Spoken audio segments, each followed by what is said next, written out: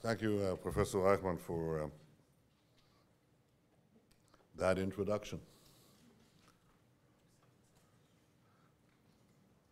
There's no meaningful power without responsibility. Well, you could have it, but it's worthless, or worse, it could be very dangerous.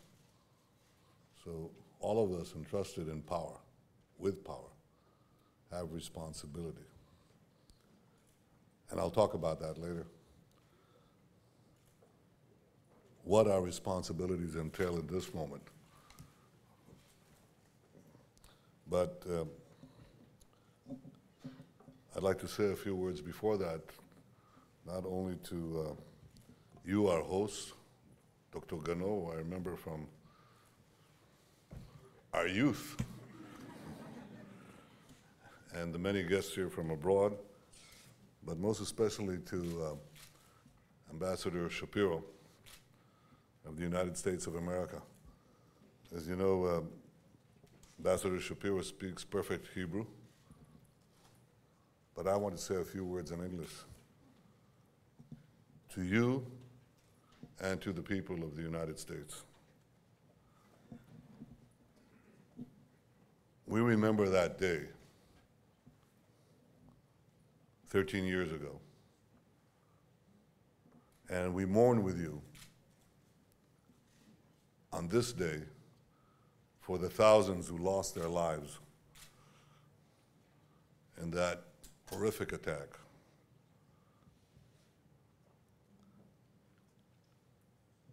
All of Israel mourned on September 11th. In Gaza, they were dancing on the roofs. They were handing out candy.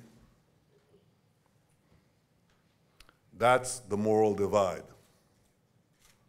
We mourn, they celebrate the death of thousands of innocents. And then when the US took out bin Laden, I, speaking for virtually the entire country, congratulated President Obama. In Gaza, Hamas condemned the US and called bin Laden a holy warrior of Islam. That's the moral divide. We celebrate, they mourn the death of an arch-terrorist.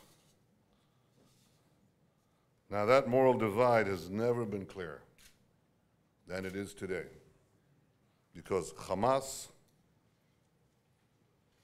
like Al-Qaeda and its affiliates, Al-Nusra, or its new growth, ISIS, or Boko Haram, Al-Shabaab, Hezbollah, supported by Iran, all are branches of the same poisonous tree. All present a clear and present danger to the peace and security of the world and to our common civilization. I believe that the battle against these groups is indivisible, and it's important not to let any of these groups succeed anywhere. Because if they gain ground somewhere, they gain ground everywhere. And their setbacks are also felt everywhere. If they gain ground, if they were to succeed, they would return humanity to a primitive early medievalism. I say early medievalism because my late father, was a great historian of the Middle Ages, and I'd be giving them too much compliment. Early medievalism, primitive early medievalism, where women are treated as chattel, as property, and gays are stoned and minorities persecuted if they're left alive at all. Now, these groups must be fought, they must be rolled back, and they must ultimately be defeated. That's why Israel fully supports President Obama's call for united actions against ISIS, all civilized countries should stand together in the fight against radical terrorism that sweeps across the Middle East, sweeps across the world. And we are playing our part in this continued effort. Some of the things are known, some things are less known. We have always viewed it as our common battle for our common future. Now, the fight against Islamist terrorism has created new alliances in the Middle East because many Sunni Arab states recognize that the threat of Iran's aggression and its radical Shiite proxies pose a fundamental danger to them, as does fundamentalist Sunni terrorism. And as a result of this, these twin threats of radical Shiism using terrorist tactics, radical Sunnism using terrorist tactics, as a result of this, they're reevaluating their relationship with Israel. And they understand that Israel is not their enemy, but their ally in the fight against this common enemy. And I believe this presents an opportunity for cooperation and perhaps an opportunity for peace. I think it's crucial not to let the fight against Sunni extremism make us forget the danger of Shiite extremism. They're two sides of the same coin. We don't have to strengthen one to weaken the other. My policy is weaken both. And most importantly, don't allow any of them to get weapons of mass destruction.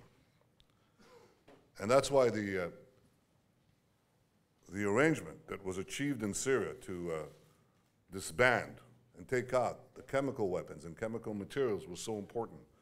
And I think President Obama had a very important achievement there. We understand what it would mean that any of these sides would have weapons of mass destruction, because all you have to imagine is what would have happened if on 9/11 Al-Qaeda had nuclear weapons. You know they would have used them against New York and against Washington. It's unassailable. These groups have absolutely no moral or other impediment to their mad desires. Once they have massive power, they will unleash all their violence, all their ideological zeal, all their hatred with weapons of mass death. And all you have to imagine is what would have happened if Al-Qaeda today had access to chemical weapons in Syria. Well, then project that. What would happen if the terrorist regime in Iran will have weapons of mass destruction, nuclear weapons? They control themselves today. They put up a good front. But they have tremendous, tremendous ambitions. Not for Iran, for Shiism, from Iran. And those ambitions would be unleashed once they have nuclear weapons in their capacity. They must not have it. Now, the world powers are now negotiating with Iran,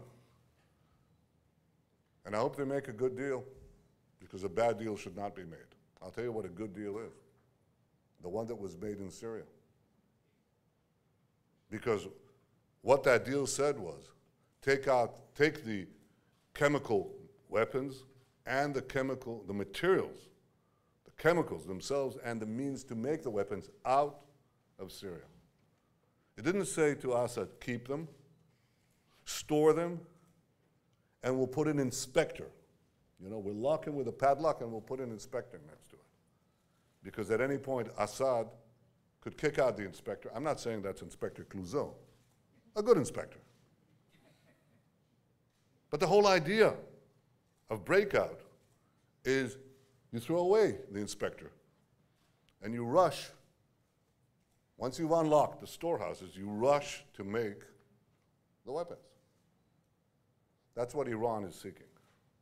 Iran is seeking to keep the enriched nuclear material, to keep the centrifuges, to keep the means to make nuclear weapons in short order. We'll put a padlock on it. And we'll put an inspectors there. And then at a certain point, when there are international crises that consume our attention, and you know these never happen these days, right? Kick out the inspectors, break the lock, you break out. Within weeks, a few months, you have nuclear weapons.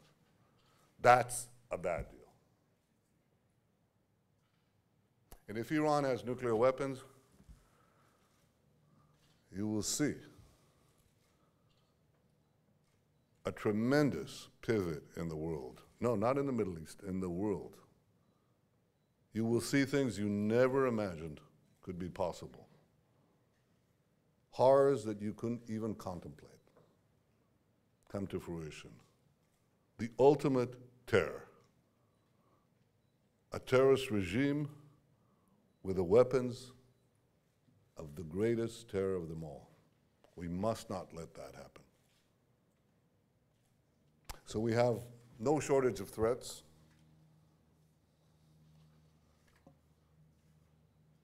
And they have come about as a result of the collapse of the old order. Collapsed about 100 years ago. It collapsed, rather, in a way that has not happened in the last 100 years. The so-called Arab Spring, which has not materialized as some people had thought. I think it's now clear that the forces of democracy have not come to the fore. And if anything, what we've seen is old regimes collapse and Islamist forces come to the surface, old hatreds, Shiite against Shiite, but primarily Shiite against Sunni, Sunni against Sunni, all come bursting from subterranean layers of history and frustration. And they all have one common goal. The goal is we establish a new Islamist dominion, first in the Middle East and in their warped thinking throughout the world. They all agree on that.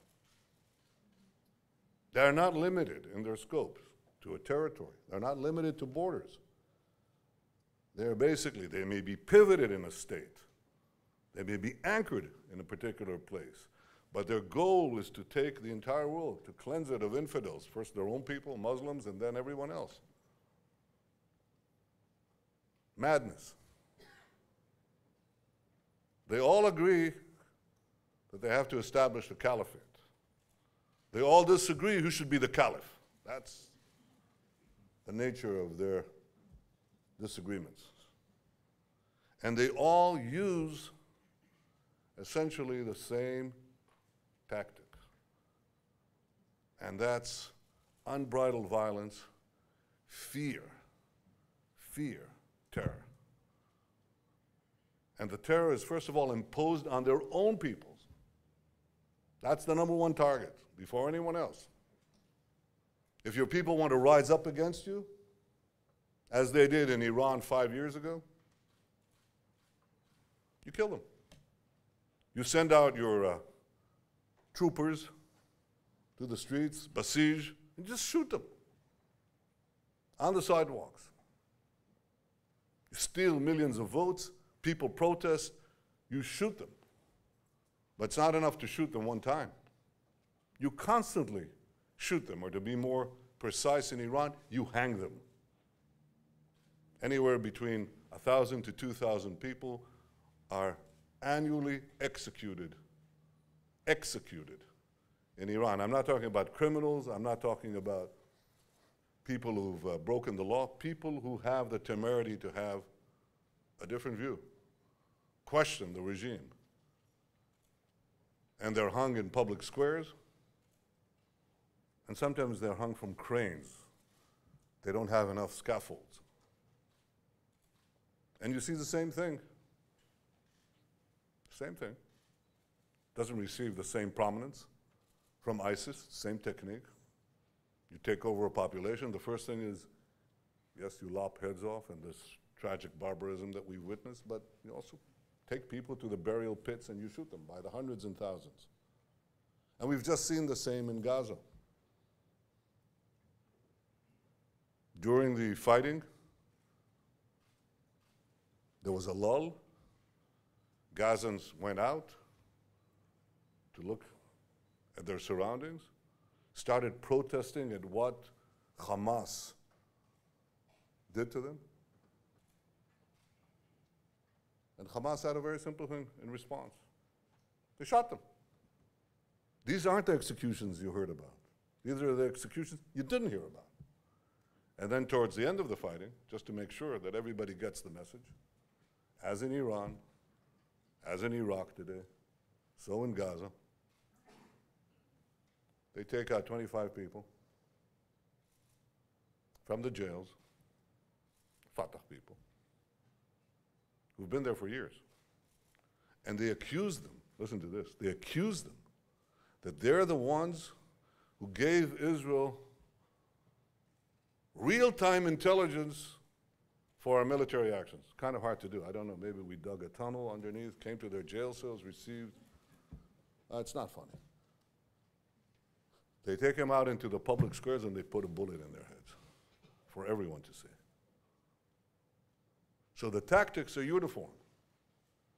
Terror, first of all, against your own people. There's a larger imperative. We know this. We've seen this before. There's a master race, now there's a master faith. And that allows you to do anything to anyone, but first of all to your own people. And then to everyone else. And what do you do to everyone else? For that you use new techniques. And the new techniques involve, first of all, taking over civilian populations, putting yourself inside civilian areas, contravening the laws of war and the Geneva Convention, using your people as human shields, the same people you execute, and then firing indiscriminately at civilians. You hide behind civilians, you fire on civilians, and you fire rockets and missiles. And this creates a whole new set of problems. And these problems are born of the fact that it's much harder to fight this kind of terror, much harder. It's much easier to fight an army, tanks, artillery, command centers, open spaces. You destroy that, you destroy the army. End of war. But these people, because they're forcing you to face up to the moral limits that democracies obey, are basically forcing you to fight a new war. And that new war requires two things. It requires the ability to have precision-guided munitions, to be able to target the terrorists who are targeting you from inside civilian areas, but to try to limit the damage, what is called collateral damage, or the incidental civilian casualties that accompany any war here. They're placed right in there, deliberately, by the terrorists. So you need precision weapons. You also need very precise intelligence. But the second thing, and that's very, very expensive. I'm going to say that in Hebrew in a second. We have defense budget discussions. That's very expensive. It's much more expensive than dealing with tanks or artillery or regular armies. And the second thing you have to do is defend yourself against the missiles that they pour on your own population. What we call the rear, but in this case it's a front. Because your cities are targeted. Well, we figured out, with the help of the United States, for which we deeply grateful. We developed a system to protect ourselves against this terror, these terror attacks from the sky. And that, too, is very, very expensive. So dealing with this new type of war actually is more difficult than dealing with the old type of war. But that's the war that we're facing. That's the terror war that we now face. We face Islamist terrorists who take entire communities, cities, populations hostage, who execute dissenters, who hide among civilians and fire on civilians. That's the new war. We have to make sure that they don't have weapons of mass destruction because they have no inhibitions. But we also have to make sure that we have the capability to attack them and to defend against their attacks. And that requires weapons, defensive and offensive, but above all, it requires, I believe, clarity and courage. Clarity to understand they're wrong, we're right. They're evil, we're good. No moral relativism there at all. These people who lop off heads, trample human rights into the dust, are evil. And they have to be resisted. Evil has to be resisted. And the second, it requires courage and responsibility. It requires courage.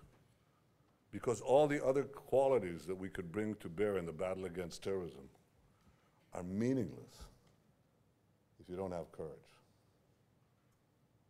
I think we have reservoirs of both. But I think that we have to also recognize that we are in a great historic juncture. I may surprise you when I tell you that I think militant Islam will be defeated. I think it will ultimately disappear from the stage of history. Because I think it's a grand failure. Doesn't know how to manage economies, cannot offer the young people to which it appeals any kind of future. It can control their minds for now, but ultimately the spread of information technology will obviate that. It'll give people choices. But this may take a long time. And we've been able to predict in the past that radical ideologies which inflame the minds of millions set their sights on minorities, usually starts with the Jews, it never ends with the Jews. They ultimately fail too. That happened in the last century. But before they failed, they took down tens of millions with them and a third of our own people. That will never happen again. Clarity and courage. Alliances as broad as we can make them with those who understand that we're in a common battle. And courage to see this through, to roll back an ultimate victory. I'm confident that militant Islam will perish. But we must not allow anyone to perish with it before it goes down. That's our task. I think there's a potential for a regional and international alliance against the forces of tyranny and terror that threaten all of us. But our experience, the experience of the Jewish people, has said that you always seek alliances because every nation needs alliances. A superpower like the United States of America needs alliances. And certainly a small country like Israel needs alliances. But ultimately, the only guarantor of our existence and the ability to form alliances depends on our internal strength. Nobody seeks your alliance if you're weak. have to be able to protect yourself. And if there's one change that has been brought about in the history of the Jewish people since the establishment of the Jewish state, it's our ability to defend ourselves by ourselves against any foe. That was and remains the basis of our policy. Thank you very much.